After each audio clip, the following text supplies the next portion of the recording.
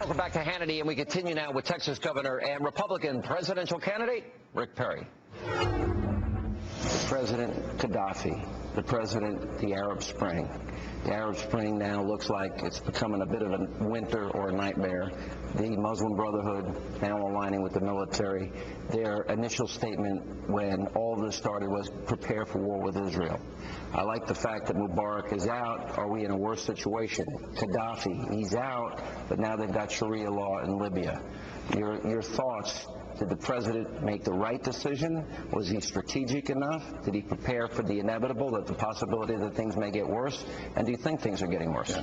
Well, that snapshot's not the snapshot we should be talking about. The snapshot we ought to be talking about goes back to 2009, when we had the opportunity to address the biggest problem in the Middle East, and that is Iran.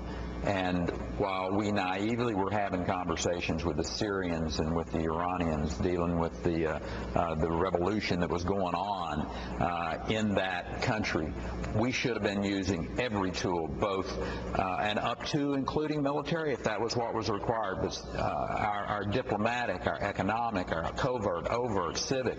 We should have been really helping those people overthrow that regime, because think about, had we overthrown, had we been a part of overthrowing, working with the Iranian people, that regime, all of these other dominoes that are falling probably would not have fallen. So you think that was the key moment that was missed? I think the key moment that this president naively thought that he could go to the Middle East and give a speech, and somehow or another they would ooh and ah and go, wow, what a man. What would you like for us to do, Mr. President? We keep reading that Iran gets closer and closer to acquiring nuclear weapons and thumbing their nose at the world community and the President of the United States.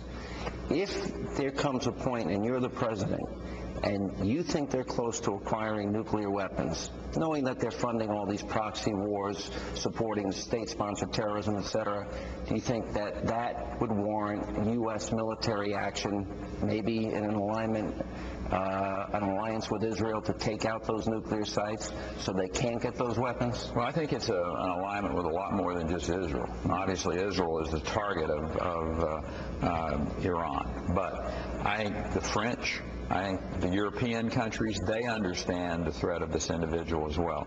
Working and having a State Department that is really driven by a wise, a very engaged, and a Secretary of State who understands how the State Department functions. I will tell you, I think we all too often let State Department bureaucrats make way too many decisions dealing with what's going on, particularly in the Middle East.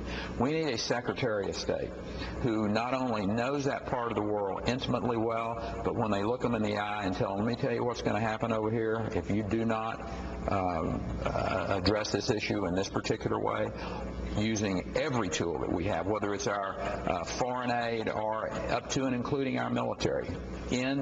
You want to go in with a team, but let me tell you, Ahmadinejad gets a nuclear bomb. You give that madman a nuclear bomb, and there are more countries than just Israel who are put at stake, up to and including the United States, and we better use every tool we have to never let him have that device. Do you think Obama would make that decision, or would he let him have it? Listen, if your track record, if you want to know how somebody's going to act in the future, look at their past.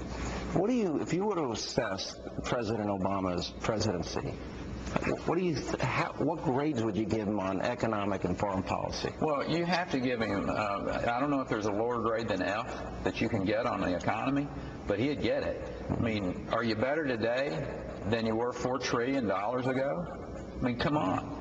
This guy's been an absolute disaster when it comes to the economy. Americans are afraid to invest any money, whether they're Wall Streeters or whether they're Main Streeters.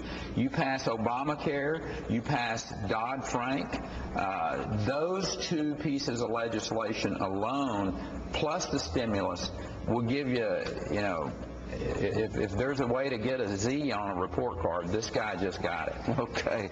Last question. You've got to think about people that you want around you as president on a daily basis.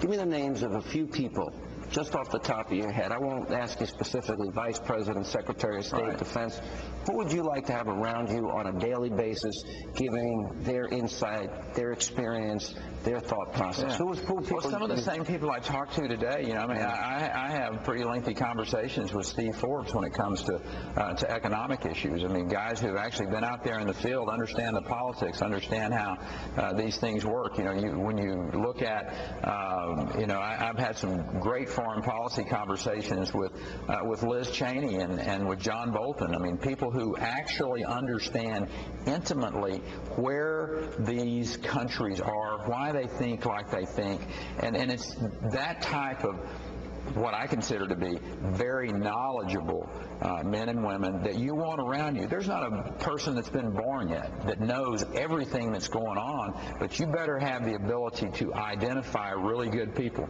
That's how I've run Texas. For 10 years, I've had very, very wise. They may not be the smartest ones. President Obama's got some really smart people around him. I just don't know how wise they are. And America is looking for wise right now. All right. Governor, good to see you. Thank you so much for your time. Well done, brother. Thank you.